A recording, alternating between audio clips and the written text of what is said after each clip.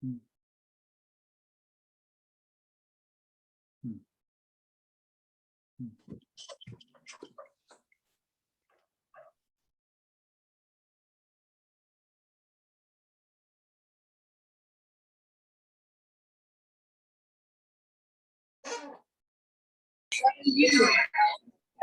Board meeting. Hi, everyone. I think we're going to get started. Please mute yourselves. This is tonight. It's now.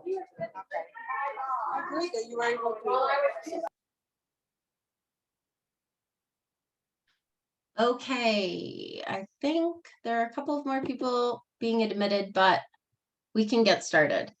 I am not the executive director of Greater Park Hill. My name is Blair Taylor. I am standing in for Lana, who is out on leave, but don't worry, she'll be back next month. In fact, just a couple of days, I think. So, and if you see her, tell her congratulations. She just had a baby.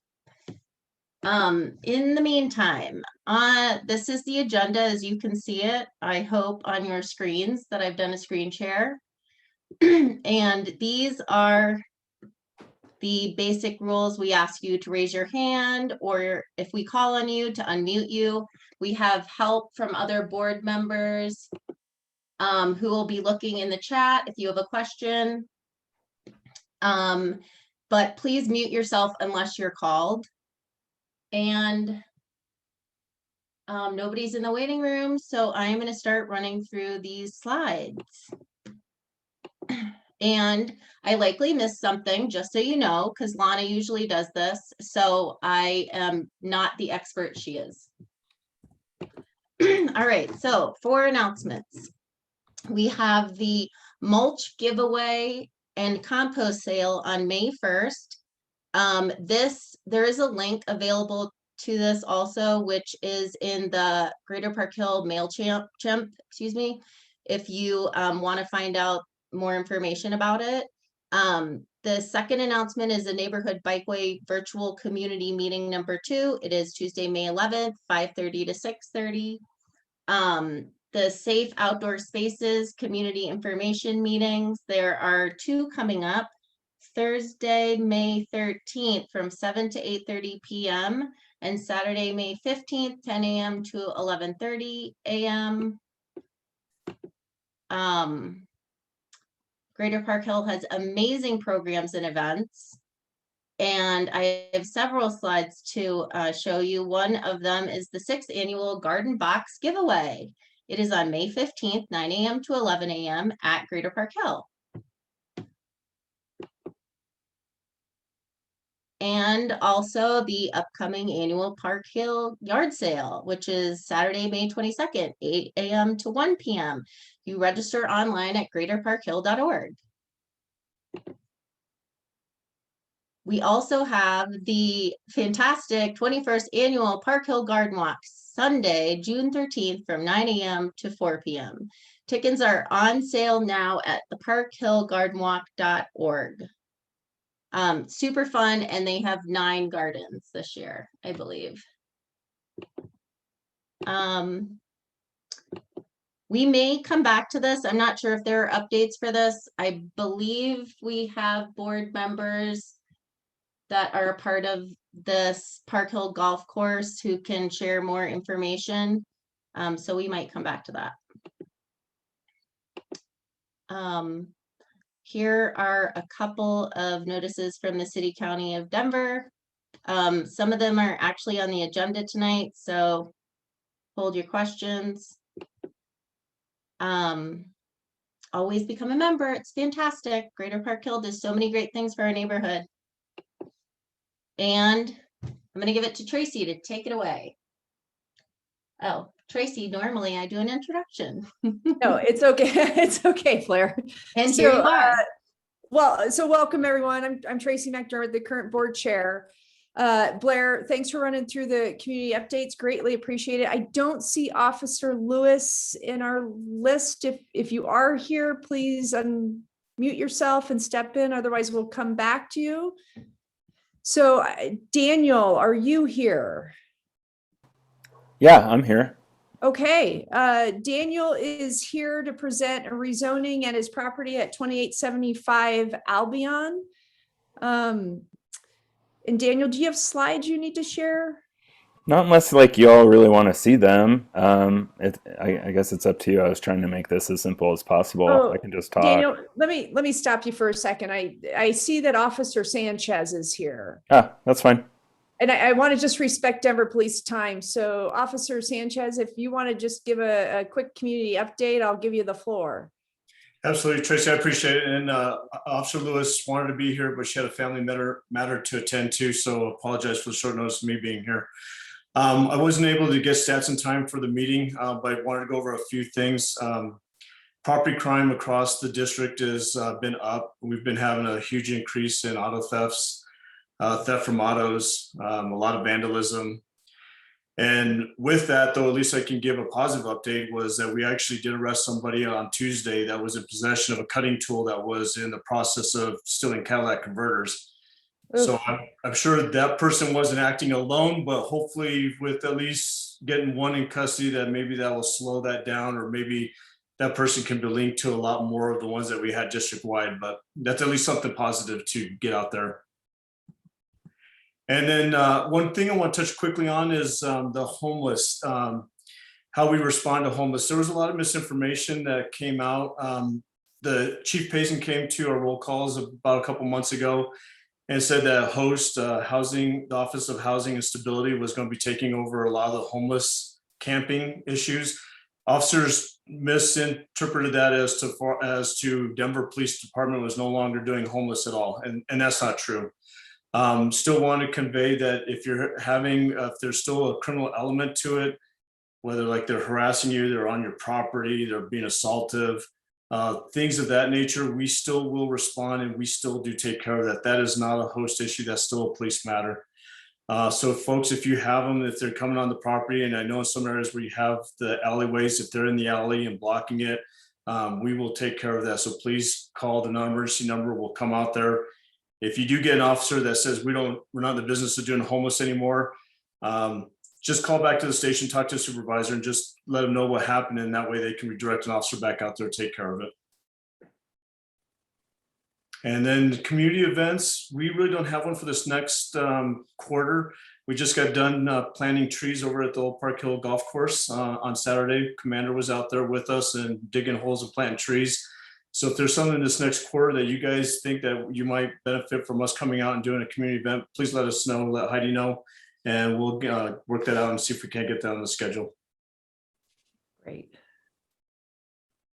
Any questions? I think that's about all I got for now. Peggy, do you have a question? I do.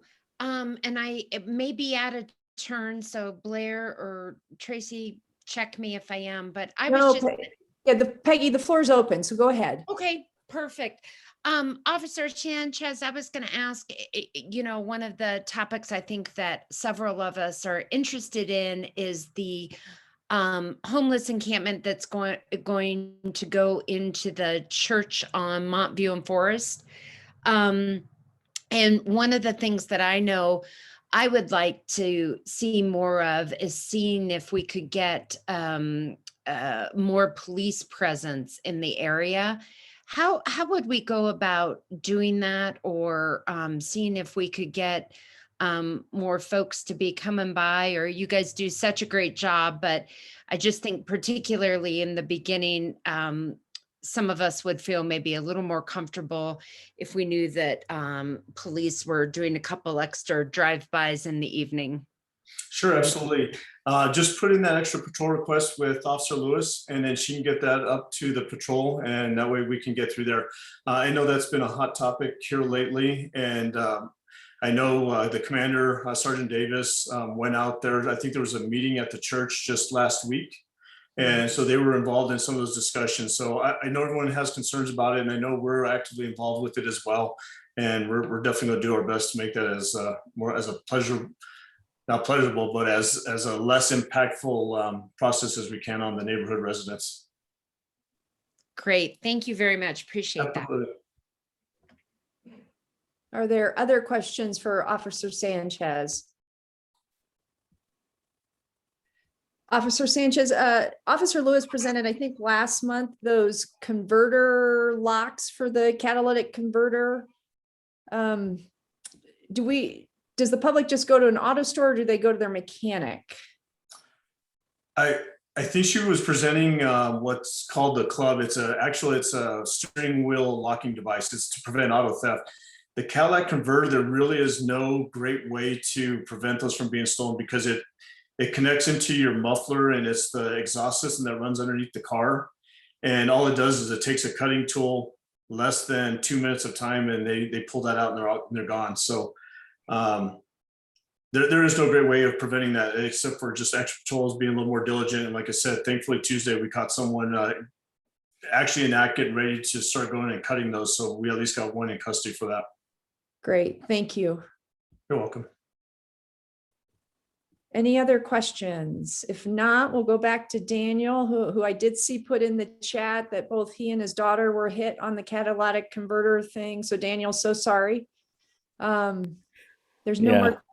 That's all right. We did find a really great muffler place that actually installs really heavy bars around the catalytic converter, and it was only like $120 to do it, which is actually a whole lot cheaper than buying one of those cages that's actually a lot flimsier. So if people are interested. Yeah, if you wouldn't mind when you're done with your presentation, Daniel, putting that in the chat, that would be great. Okay. Thank you. Yeah. All right, Officer Sanchez, thank you. Thank you, Tracy. Thanks for having me. Yeah, absolutely. Daniel. I would actually put in just like a tiny little request that instead of, or in addition, if we need to have extra patrols, I actually think it would be great to have the police force, do something really positive in terms of creating community with the folks, neighbors, maybe having a community dinner with neighbors and folks at the encampment at the church. So that's my 2 cents. I think that would go a long ways. And I like that idea as well. Hopefully now with COVID restrictions maybe starting to ease up as we're getting further into the summer, hopefully we can start doing a lot more of the in-person events. Right on. Just instead of a threatening presence, a more welcoming and relationship building presence. Okay. All right. Let's see. I can't share my screen while you're sharing, I guess. So if I could share the screen, I'll make this really quick. I bought the house here at 2875 Albion 3 years ago almost. At the time, it was being sold as a house that had a carriage house in the back that was being used for short-term rentals. And I purchased the home. It had a valid license with the city for short-term rentals. That license was then transferred to me by the city and was even renewed by the city. And then last summer, they decided, oh, actually, when we gave out all these licenses for short-term rentals over the past 10 years or so, we actually didn't check to make sure everyone was zoned correctly for that. So the city is now going back and making sure that everyone is zoned correctly. And they also have changed other laws, like you need to live on the property in order to have a short-term rental, which I do, so that doesn't affect me. But they're saying now that what I purchased now is no longer valid as a short-term rental, which is really unfortunate that the city itself didn't do their own due diligence and is now affecting us homeowners. So they are allowing me to continue it as a short-term rental. It's been a short-term rental for 10 years now, has never received one complaint to the city or to the police or anyone else or even to homeowner, myself or the previous homeowner. All of the neighbors are in support of it that I've reached out to and that have reached out to me. Again, this is no change in the current use as it's been for the past, 10 years. So, but they are making me go through the process of officially requesting a rezoning from USUC to USUC 1 that would allow for it to, I guess, be a valid accessory dwelling unit on the property. It's a massive financial hardship to me. The only way that I could afford to pay rent here, pay my mortgage, is to be running that as a rental. The stakes are very high. When I got divorced, it was really important for me to keep my kids in the same schools. That's why I purchased this property as a way to stay in Park Hill. And I also think it's really important to allow for mixed use and higher density options. So, I mean, in essence, I realize that I'm not using the ADU for low-income housing, but it allows me to use my property, the main house, as low-income housing. I work for a nonprofit. I do work with survivors of trauma. I think it's important in Park Hill for people who are not doctors and lawyers or making tons of money to be able to live here. And I count myself as one of them. So that's I have financial hardship, trying to keep my kids in the school system, trying to maintain my residence here. And yeah, Laura put in the chat. I also, whenever it is very busy, but whenever someone cancels and it's not booked, I do offer my unit for free to people in the neighborhood or to first responders or anyone, honestly, that needs a respite. It's just part of what I do in the world and my job, and I feel like that same thing should be going on in my home. So I guess I'm open to questions. Daniel, I think I didn't, the email exchange that you had sent, Blair, did you receive, were there letters of support sent, Daniel? No, but I have letters of support now if you'd like to see them. What I was required to submit was not the letters of support, but the letter that I gave to the neighbors, which I submitted to you. Okay. Yeah, if you wouldn't mind sending the letters of support, and I'm assuming the surrounding addresses are on them, correct? Yep, and also I have letters of support from other people in the neighborhood who support this use. Okay. And are you needing a approval from the board, a letter? I don't know. Yeah, I mean, I think that would be great. I think when I have my hearing eventually with the city, then I think the more I can get that supports the zoning change, then the better. Okay. I think what's super important about this is that it's not actually even a change. It's what it's been for the past 10 years. Everyone's aware of it, and there are no complaints. So. And so just a quick question, you don't have a date set yet, correct? Correct. I'm in the application process right now. Okay. So we have a little bit of time here. So Blair, please weigh in at any point. So those letters of support, and I guess the site map, things like that the board likes to see, we could get to them maybe before the next time you might come and ask for an approval letter, which would be closer to your date. So we just need to watch dates and board meetings and stuff. Well, I've already sent all the site plans and everything else. All of that you have. You requested them. I've sent them twice. So great. Well, we'll get those out to the board. And if you wouldn't mind just sending the letters of support, that would be terrific. And we'll attach that to what you've already sent and get it out to the board so that they have it in advance next time. Great. I did send it out, but I forget. Did I send it yesterday or the day before? I think somebody responded. I don't know if it was Maria or somebody. Yes, that's correct. I did see some responses. So I think it was yesterday. I had sent it a month ago or so as well, when I first requested to speak today. Yep. And then Daniel, if you don't mind just keeping us updated around your hearing date, just so if the board does approve a letter, we can get that to you in time. Okay. Yeah. Anything that you need, I'm happy to do. That's great. Okay. So I'll just email you back with the letters of support and then let you know when my date is. Yeah, that would be great. Good. Okay. I have a question. Yeah. Yep.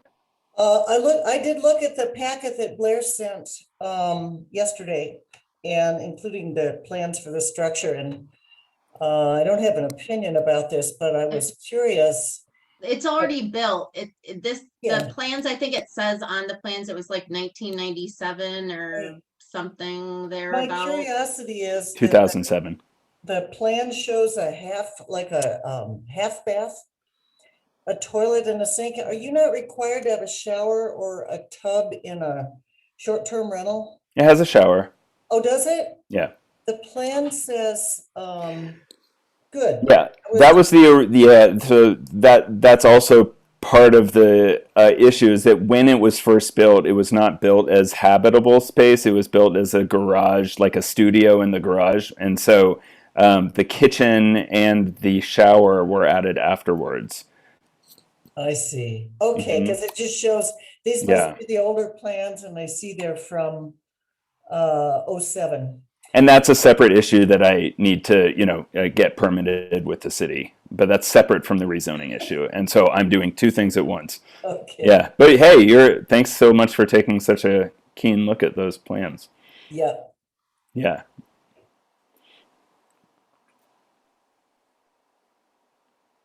And I can put the link to it in the chat if anyone wants to Yeah, see that it. would be great, Daniel. You're welcome to rent it or not. It's actually, I'm not doing this. I don't ever give it up as a way to rent it or anything like that. It honestly is booked every single night, pretty much, even through COVID. And often by either people in the neighborhood who are getting work done on their houses, or they have family who came into town, but they need a safe, COVID safe space to stay. And then, people that really wanted to vacation or whatever during this time and would drive in from places like Kansas and whatnot.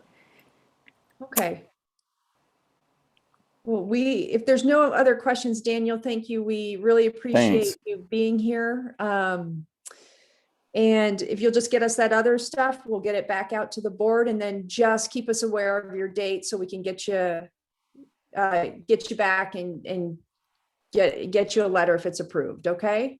Great. Thank you so much. I appreciate all of what you're doing. I realize you don't get paid for it, and it's a labor of love for our neighborhood. So thank you. Oh, thank you for that acknowledgement. I appreciate that.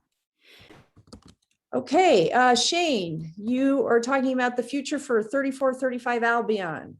Yeah, I don't know if you guys all saw it, but when Blair was going through the announcements, one of this 3435 is where Kate's restaurant was, and then it was, I think, what was it, the Garden after that, but it's been empty for a few years. This house is like, if not the oldest, one of the oldest houses in Park Hill. It's historic, and it is actually already on the building itself is on the National Historic Places list by the National Park Services. And early in the month, a certificate of demolition application was filed by the owner to do it. I started to get a group together to try to oppose this and do this. I talked to Historic Denver, and anyway, it ended up at the time before I could get the application, well, it's not really an application, the notice to file an application in. Somebody else had already done it, and that was from somebody else not in Park Hill.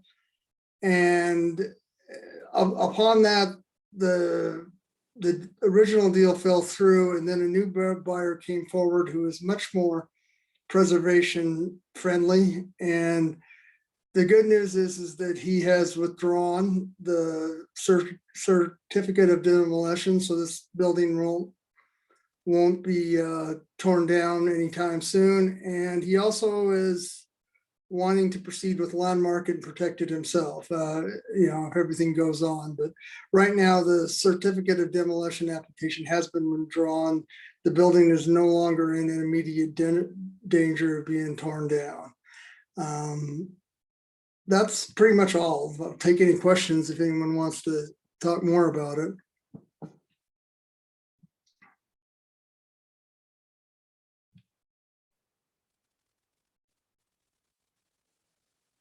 Okay. All right.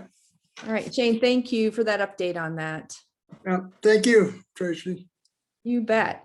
So up next on the agenda is the Good Neighbor Agreement surrounding the sanctioned camp at the Park Hill United Methodist with Colorado Village Collaborative. So the update on this is that there has been a neighbor in the area who has been working with me to have a shared document where the neighbors could add their comments and their desires that they would like into the GNA.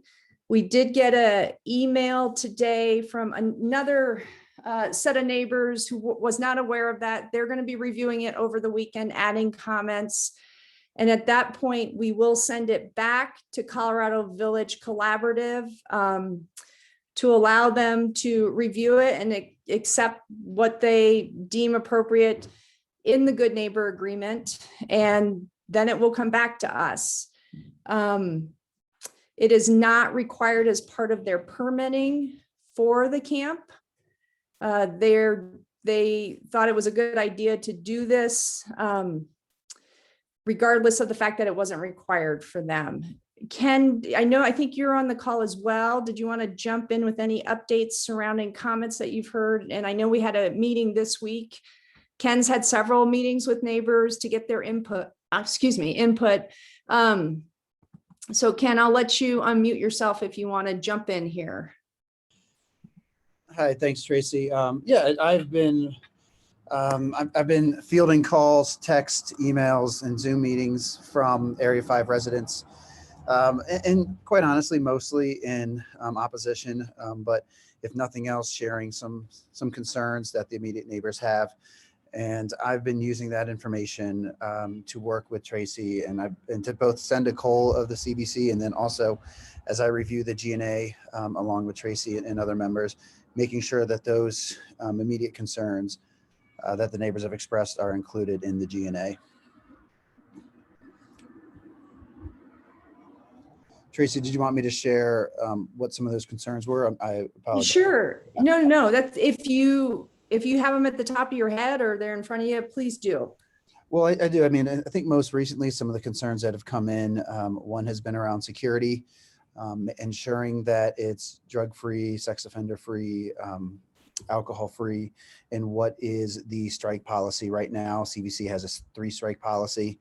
Some of the residents have expressed concern over a 3-strike policy and are asking for a 1-strike policy, since Cole and CBC have committed to that up front.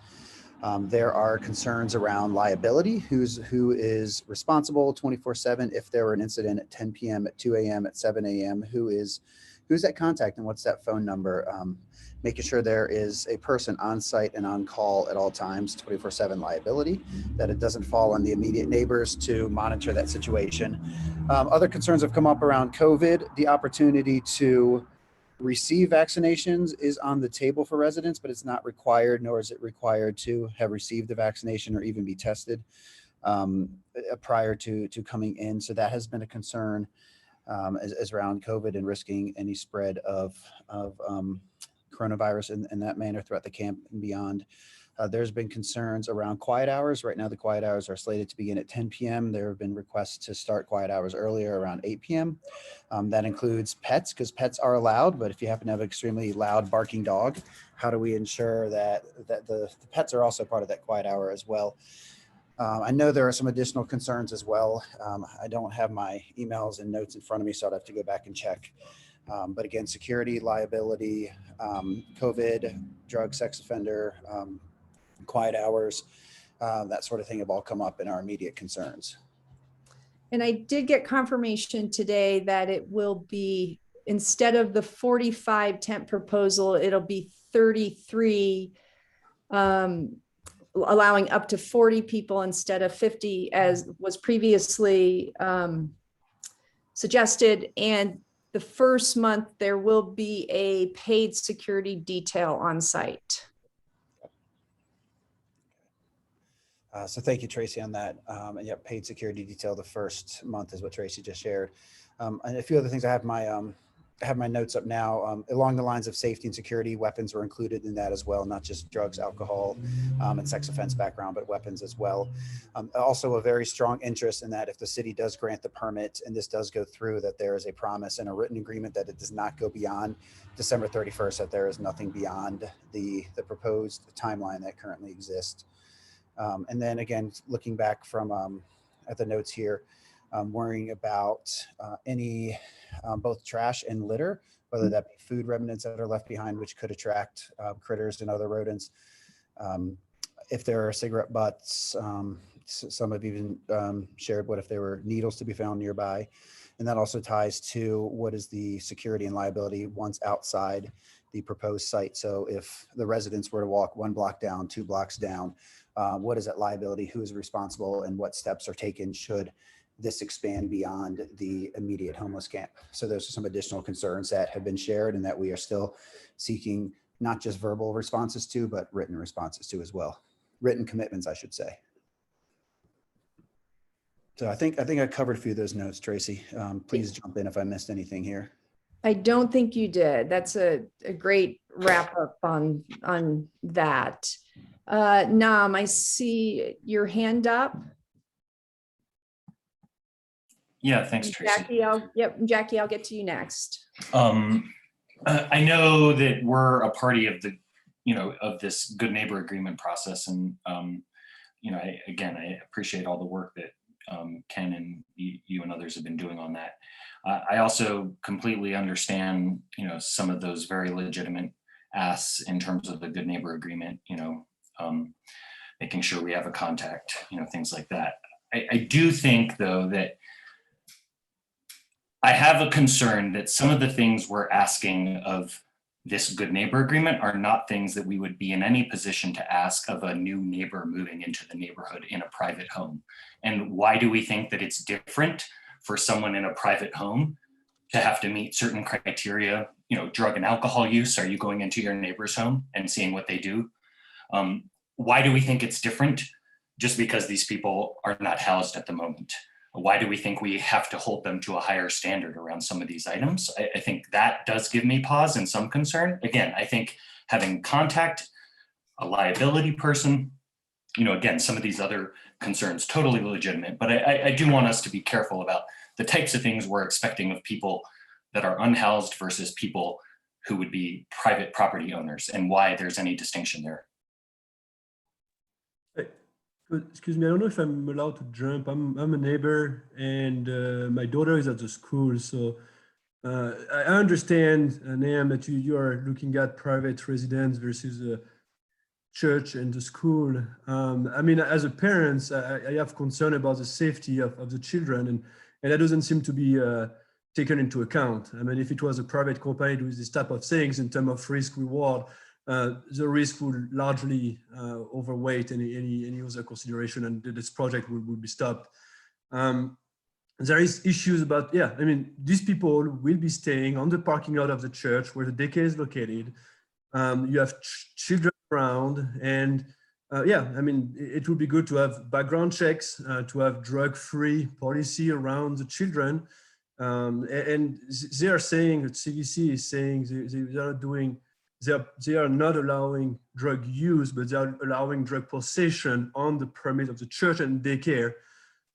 So yes, there are rules that I would like to see. And when I go to the daycare, pick up my daughter, I respect the fact that I'm not allowed to carry weapon. I believe I'm not allowed to bring drug, I believe, or at least I will not do it. And I understand that other parents would have concern if I was doing it. So, everyone I think has to work around this. And again, the CVC is doing what I call nothing against drug possession. They're doing against drug use, but there is drug possession. They're also saying that they will never check bags and never check in the tents, which means they can't really check on drug use on site. Same thing for weapons around. I mean, there are children again around it. They are not checking bags, not checking tents. Who says there are no weapons on the premise of a daycare? They are not guaranteeing anything in the GNA. They are just saying they prohibit it. If you tell me there is a speed limit at 30 miles per hour, but at the same time you say, hey, we will never check. We never have speed trap. That's not a prohibition. So there are concerns that I think people should understand too. All right, thank you for sharing your thoughts. I'm just going to ask people, I'm going to go through raised hands. So please just, if you want to speak, please just raise your hand. So Jackie, you're up next. Jackie, you're muted. Sorry, I hit the hands down thing. Okay, I need to kind of clarify a couple things. Tracy and I last spoke recently, and I don't know if y'all know, but I had unofficially been named like the Greater Park Hill representative from the Park Hill United Methodist Church. We hadn't really done the money thing with Lana leaving and everything kind of up in the air. At the same time, Tracy and I are talking about doing some great things called Park Hill the Beautiful. It's this really neat thing we're doing based on my Get to Cleaner member in Memphis. I don't know if y'all know I do all this stuff. So that I also should make real clear that I'm the Tai Chi project. My husband and I do with classes out on Park Hill thing. I also run a program called Ollie at DU that I do only from like, I don't know, which is it, September through May at most. It hasn't been held since early March of 2020. But I am listed on the staff there, but I never attend staff meetings. I am a member at the church. Anyway, I have this very pseudo position. And for those of you that don't know, I served as Health and Human Services Coordinator for Park Hill, for Greater Park Hill for years.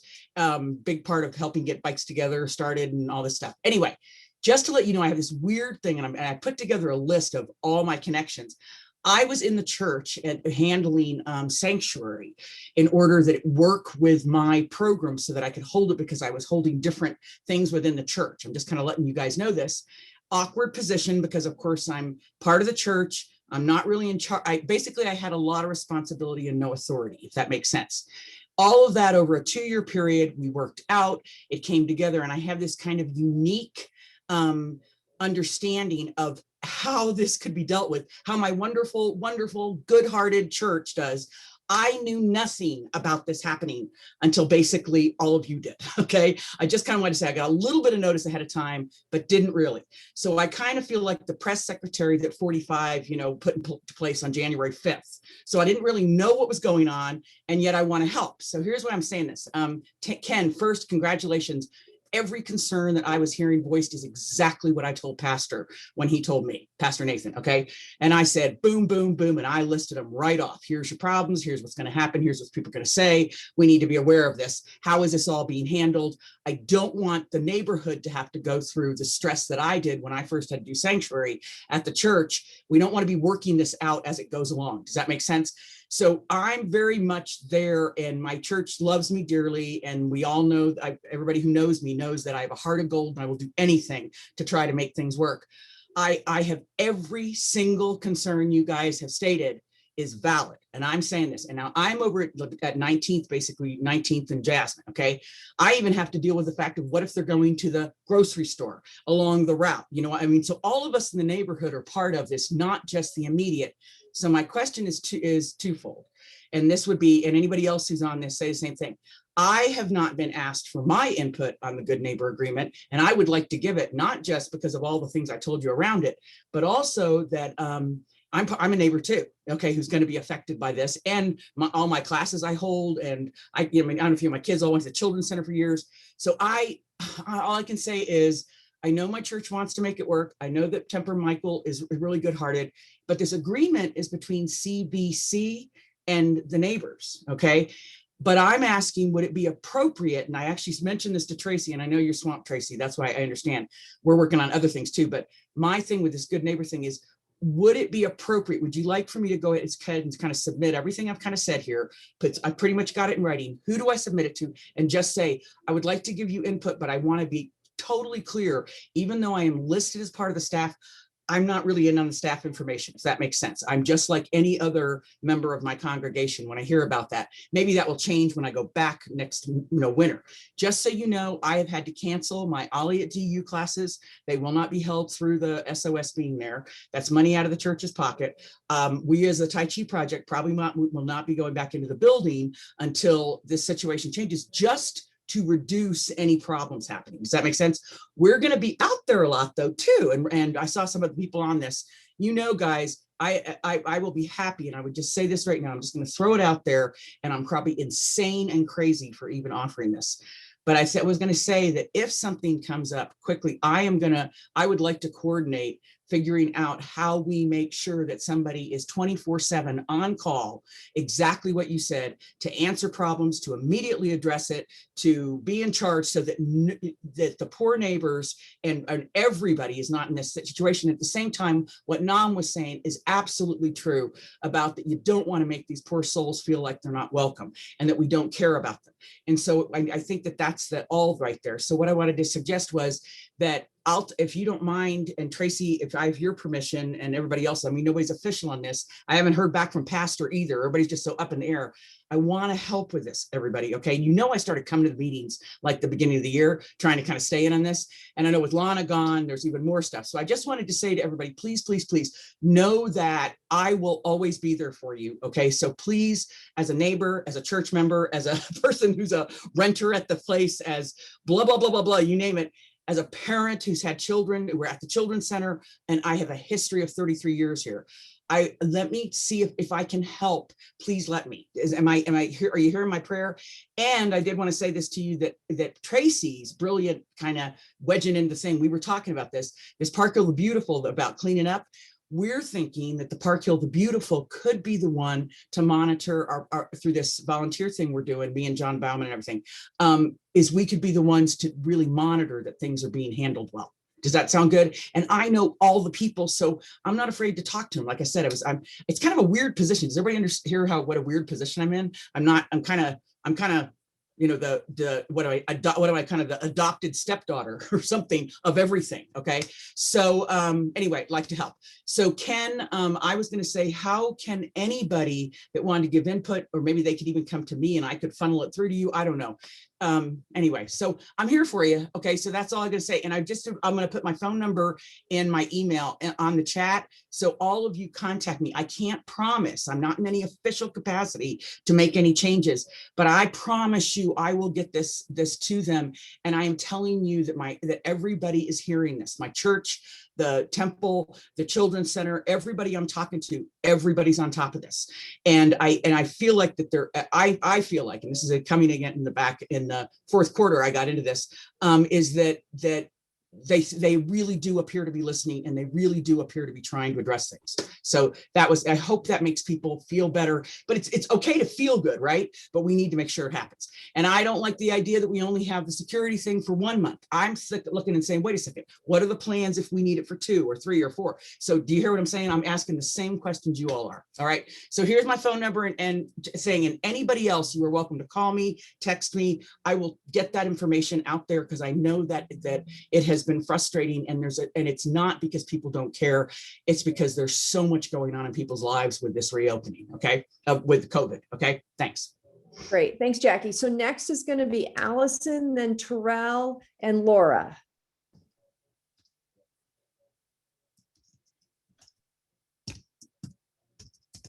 Great. Allison. Can you all hear me? Yep. Great. Hi, everyone. My name's Allison. I'm a Park Hill resident, but I am also a parent of a child at the Children's Center currently, as well as my first child went to the Children's Center many years ago. And beyond that, I'm also a member of the board, a parent member of the board of the Children's Center. So this board is comprised of church members as well as 6 parent representatives. So I just wanted to share some perspective with you all of kind of like, you know, what we know and what we've been doing since this broke. We likewise found out about this through the media, and on like the Monday that it broke, we didn't really get any advance notice, even though we felt like this would be something that ordinarily would have gone through the Children's Center board of directors. And since kind of that happened, the 6 parent board members, of course, we've been much like Ken, dealing with, you know, creating action plans and trying to go through all these logistical questions and getting answers as best we can. I think a lot of the frustration with the parents at the Children's Center, beyond the safety issues, have stemmed with I think just we had some very early meetings before the community had meetings with the CBC and the SOS, where it was told to us straightforward that it was a deliberate decision to not loop in the board because they were worried it would leak to the community and then it would get like derail the project, which was kind of disconcerting. So we kind of started off on a bad foot, I think, with Pastor Nathan and the church leadership and the parents. But since then, we've been just really like trying to like work through every logistical licensing issue and kind of answer all these questions that come up. But honestly, I can say that I don't know that all of the parents on the board really feel satisfied that we've answered these issues. The fact that this is on the grounds of a preschool, but it's kind of separate still at the same time. The licensing people have said it's kind of a gray area and it's like an unknown. So our biggest concern is, of course, safety and security, like many other parents in the neighborhood. The 1 month of security guard is not enough for us. We've been pushing to have a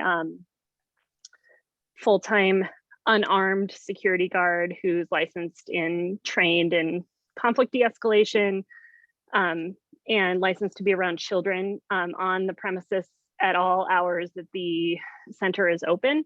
We're still working through that with the board in terms of getting that approved, but like there's these questions that come about who's going to pay for that. You know, is that out of the Children's Center pocket? Is that out of the CBC pocket? We're pushing to get an independent security audit so we can kind of identify any areas that we might have missed. And you know, we're moving ahead to kind of work on those things. But regardless of what we're doing to try to make sure that we've, you know, worked through all of these liability issues, the fact remains that everyone's still just worried about it's only going to take like one incident to happen, and this child care center is going to have to shut down. And those are a lot of families that are going to be affected by that. And so we're worried about that.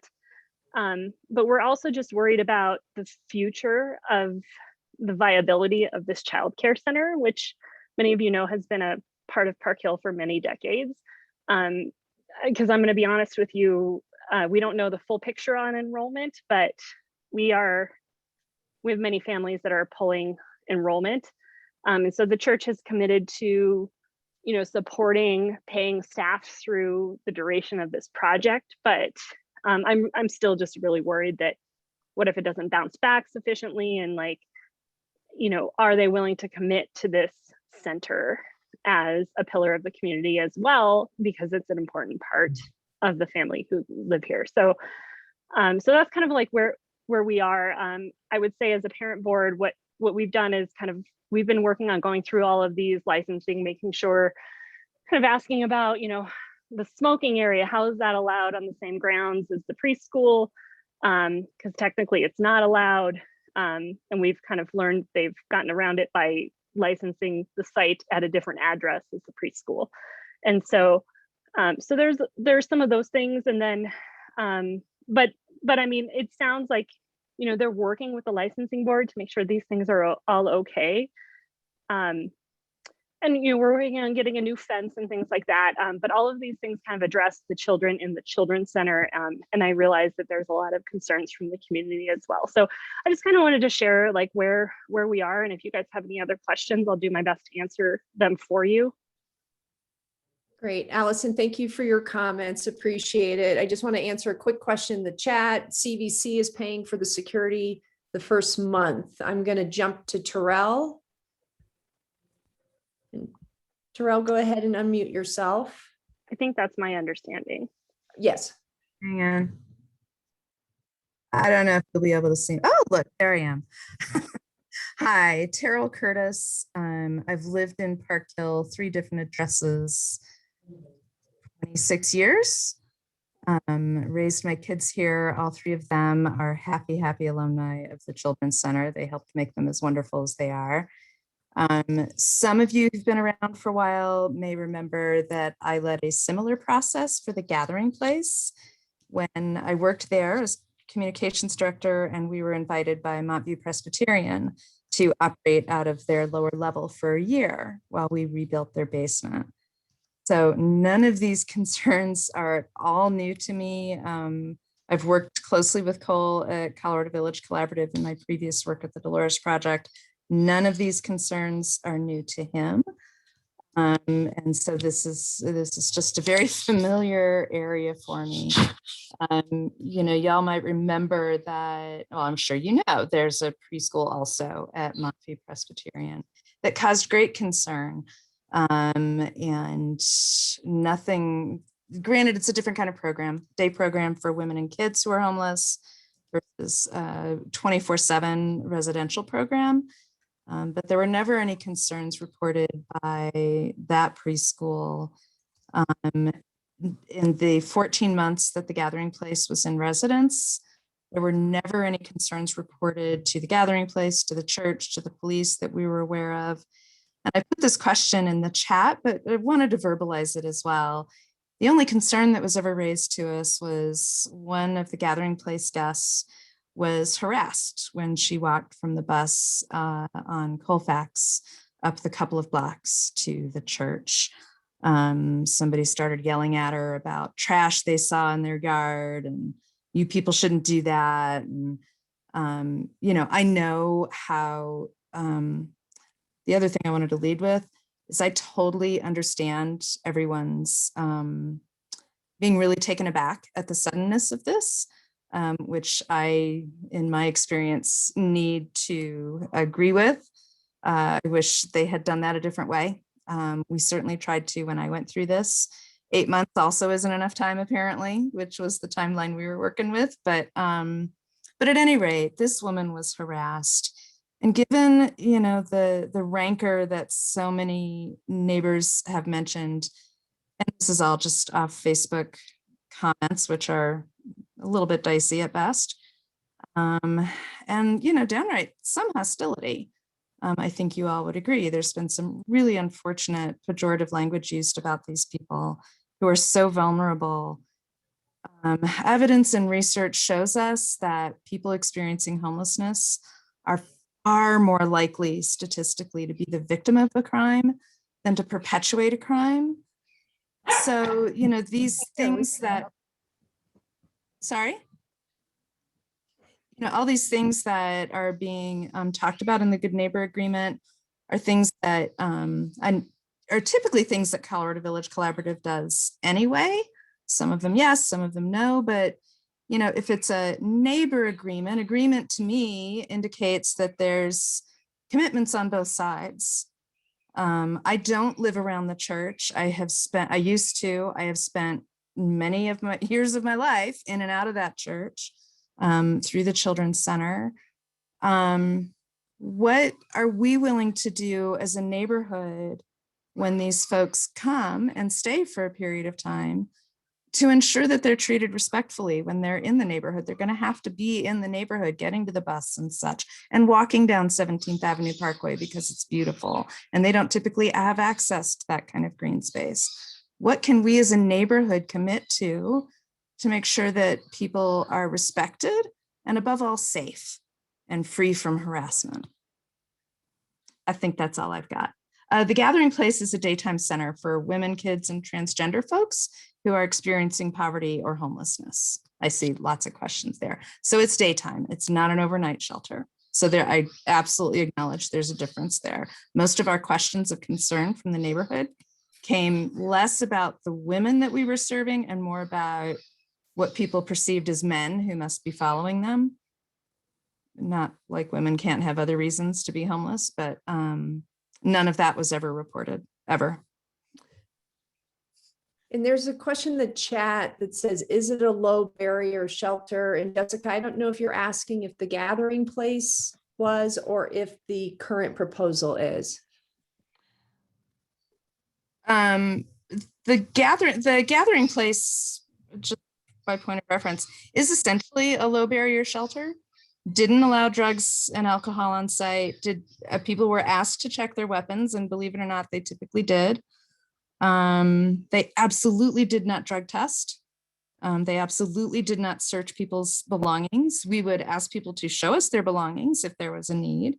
Having worked with Cole and CVC a fair bit in more recent life, I know that they come from a place of working very hard to treat people as adults.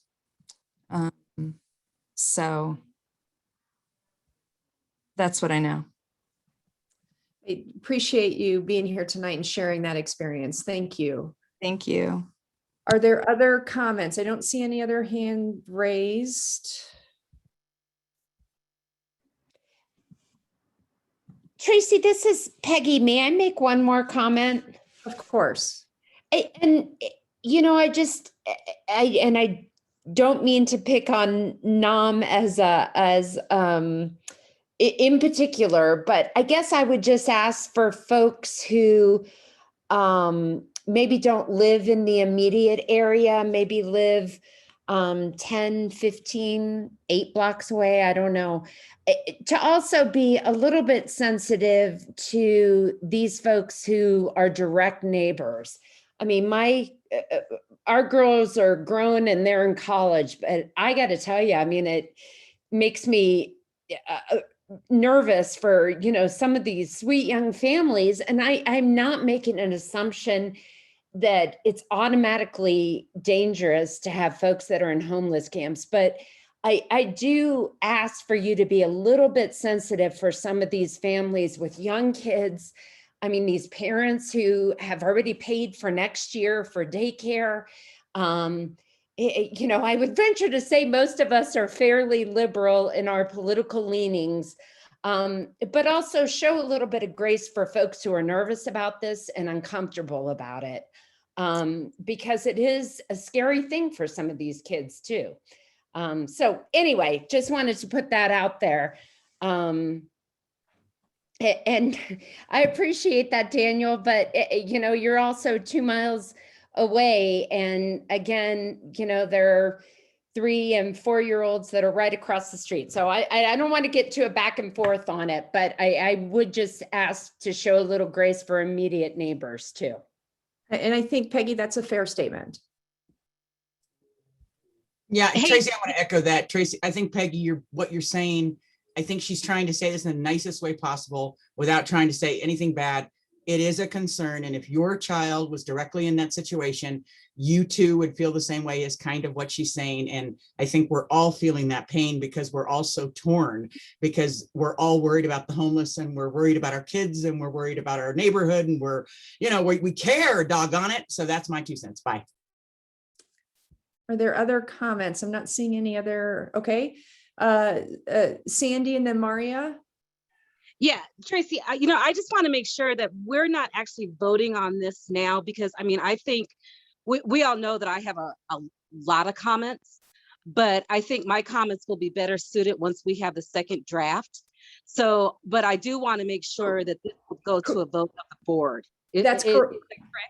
That's correct. We're not voting on the good neighbor agreement this evening, as there are neighbors who are still putting comments, and then we need to get that over to Cole and the church to review as to whether they will accept those comments. I think it would behoove us not only, and I'll put this in as a suggestion in Nextdoor and on our Park Hill pages, but I think I kind of understand the importance of the surrounding neighbors, but I also think it would be important and it would behoove us to also get voices from marginalized communities that actually exist here in Park Hill, just to kind of see if there's a different perspective and if they think that treatment might be a little bit differently had it been in their neighborhoods in particular. I'm using my cell phone because I'm having some connectivity issues on my anyway, so if you see what I'm leaning over, but I'm just curious if we've involved, like, for example, people in Northeast Park Hill, are we getting comments from them as well? I haven't received comments from them. There's a certain boundary around that, Sandy, that we wouldn't, but if you were willing to organize some thoughts or people willing to share those thoughts, I would be happy to take them.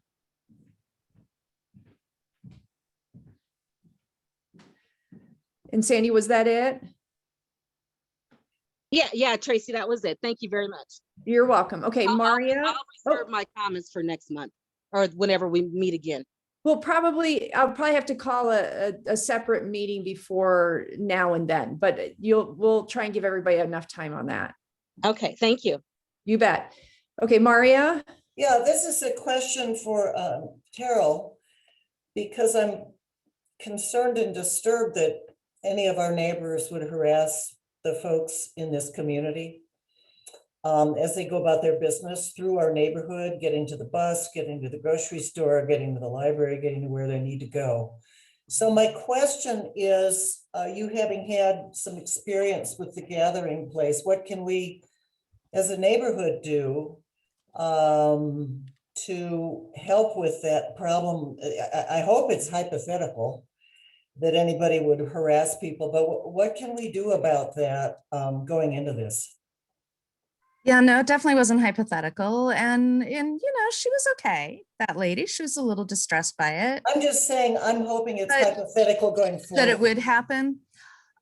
You know, I'll tell you what, there are people in our neighborhood, in every neighborhood, of the entire spectrum of ability to manage things, to manage seeing new people who look a little bit out of place on their street, people with some mental health issues. They're not just homeless, I promise you. And so I think some of it will just be education. You know, I saw and responded to a question about, you know, how can we talk to our kids about this? And I think, and adults have the same question. How do I talk to a person who looks like they're experiencing homelessness? And I think there's ways that we can all start having those conversations among each other. I did offer in the chat, and I mean this so genuinely, I gave so many tours to kindergartners and up, spoke to Sunday school classes and elementary schools. Kids have the most interesting and honest questions. And it's fascinating to talk with them about this. They in my experience, approach it somewhat nonchalantly. It's a part of the world that they see, that they know is a concern, and what is it? Why? Who are they? Where are their parents? You know, things like that. Truly, if any of you, just for yourselves or your neighbors, children's center groups, whatever, I really would be more than happy to sort of brainstorm that conversation with you. It's not as scary as it sounds right now, I promise you. I totally get that the neighbors immediately surrounding the children's center and the church are most impacted and most concerned. Totally valid. Hi, Mary. She used to be one of my volunteers at the gathering place. You know, I totally get that. Absolutely valid. And the rest of us are there, you know, a little bit less impacted, but wanting to make sure it's as much of a win-win for everybody as we can. So yeah, I think it's going to be a lot of talking to our neighbors. This is happening. These people are going to be walking from the Colfax box, from the 20, maybe from the 40. People, you know, come from wherever they come from. And you know, when they're stabilized and they have access to showers and toilets like these folks will, they don't look quite so out of place. And believe me, a homeless person wants nothing more than to look like they belong because of issues of harassment and attack. I'm sure I rambled there and I apologize for that, but I'd be so happy to talk with any of you about those conversations. Great, thank you. So I'm going to go to Mary next, and then Carol, and then Sandy, your hand is still up, so I wasn't sure if you needed another comment. So Mary, if you want to unmute yourself.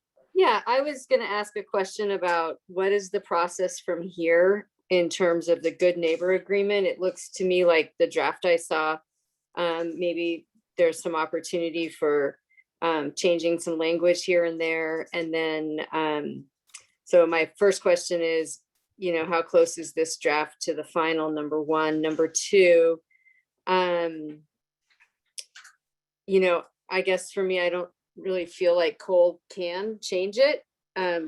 They sprung this on us and we're highly affected. So what are your thoughts on asking him to sign what we present to him? We will present what the neighbors have submitted, and he and his group has the right to remove language. And then do we have the right to go back? You may ask that. Yes, Okay. you may ask that. You know, we won't drag this on obviously for months. but at a certain point, you know, they don't have to sign a good neighbor agreement at all to have this camp here. So I think that's probably important to remember in this process. Okay, thank you. You bet, Mary. Thank you for being here tonight. Carol? I just wanted to bring up unintended consequences of this camp. I live on the Parkway. I see the Tai Chi classes and then the elderly ladies in their knitting clubs and the kids playing from the school and birthday parties. And it is, particularly since COVID, is very heavily used. And a lot of the elderly people that I've spoken to on Glencoe and the surrounding areas are very nervous. There's a lot of single elderly women that live in the neighborhood, and they're very nervous about it.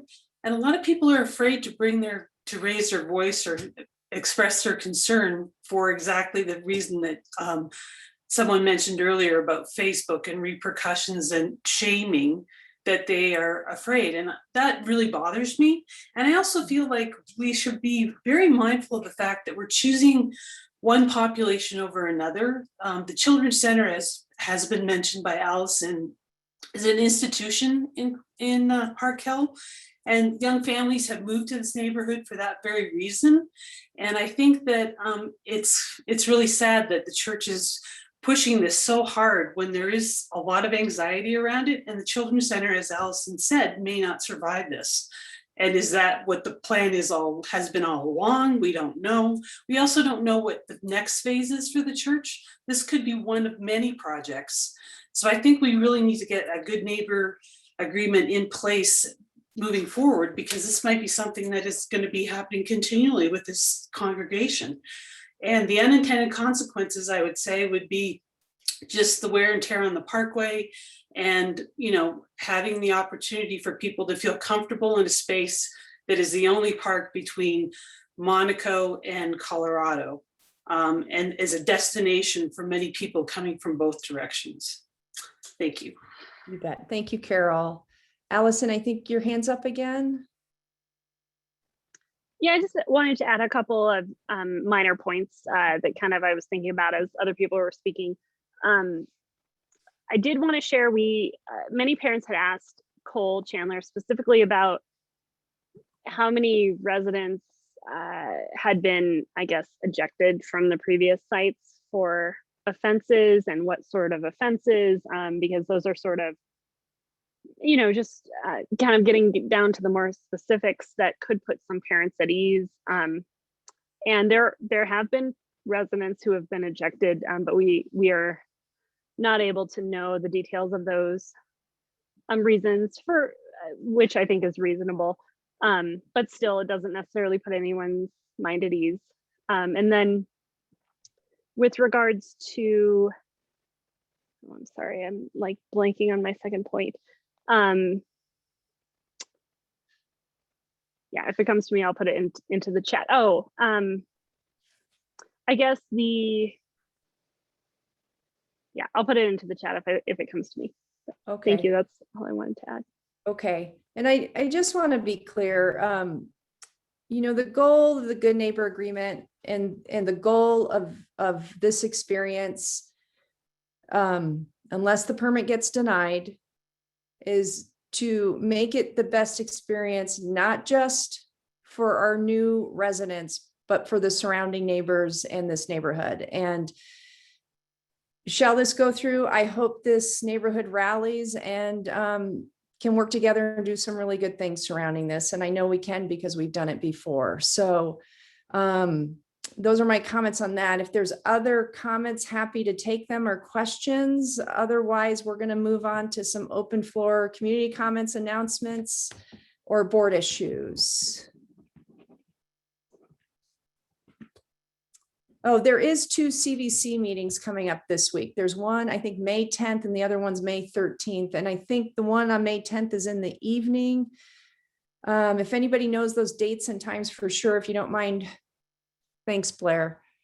Okay, so May 13th, 7 to 8:30, and then May 15th, 10 to 11:30. Thank you.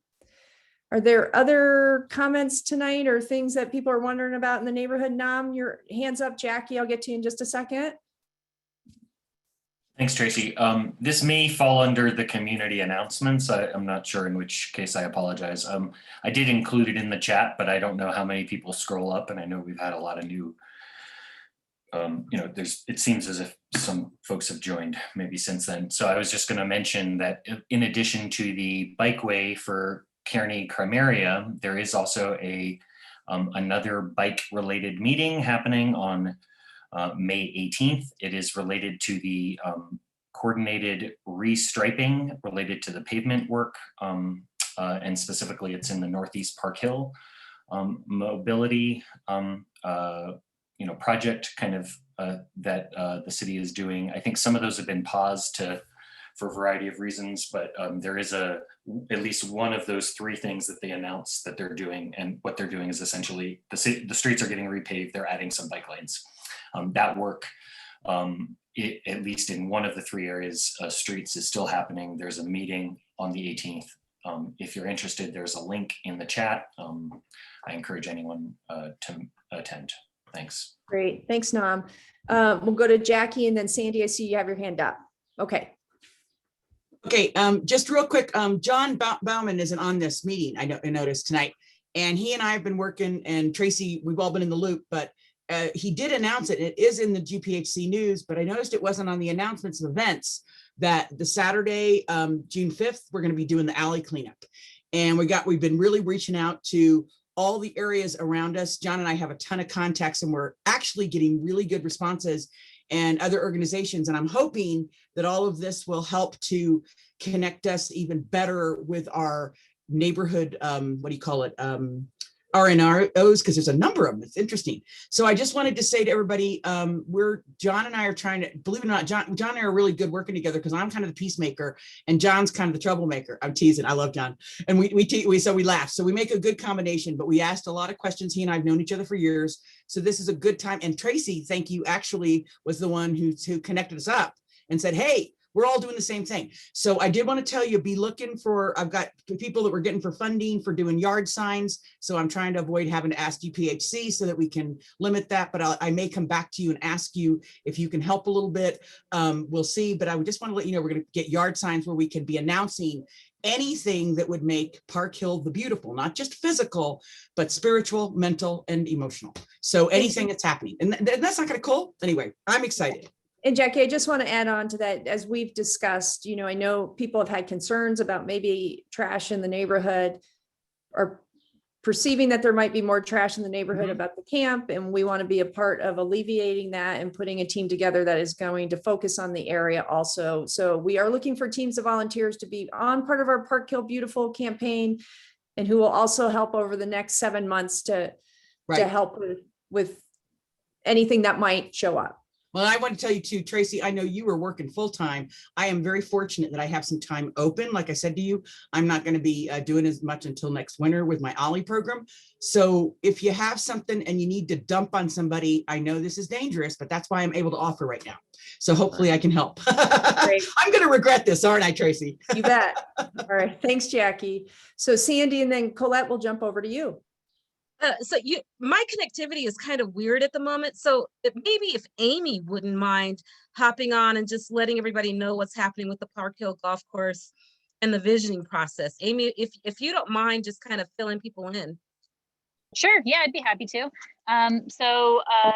Here's what I know is that the visioning meetings, one was supposed to happen tomorrow, but it got rescheduled for next week. So it's going to be on the 18th at, sorry, I'm outside. Actually, I should probably get out of the wind. It's going to be on the 18th from 5:30 to 7:30, the usual time.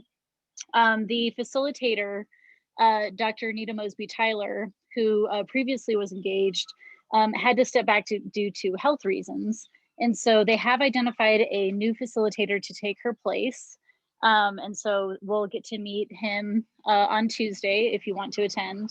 The visioning meetings are open to everybody to watch. Folks who aren't on the committee can't actually participate in terms of, making comments and that sort of thing. As far as I know, there's been some talk about maybe having some open public comment but I don't think that's been confirmed.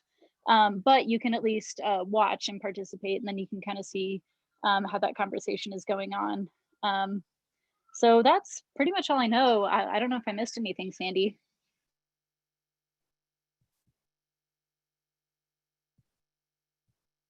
No, I think we're all good. Thank you, Amy. Oh, Tracy, I should just let you guys know, I did go and help with the whole tree planting thing the other day because I work with gun violence prevention. And of course, that's partially why that was being done, and had wonderful conversations with the folks that were there.